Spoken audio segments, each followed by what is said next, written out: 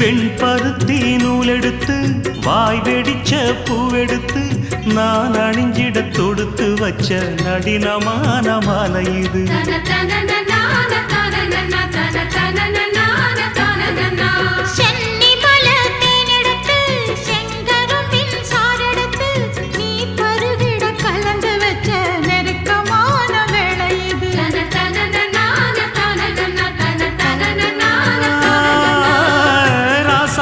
உடம்பிருக்கும் ரவிக்க துணி நானாக அன்னாடம் சூடி கொள்ள ஆசை வச்சாகாதா.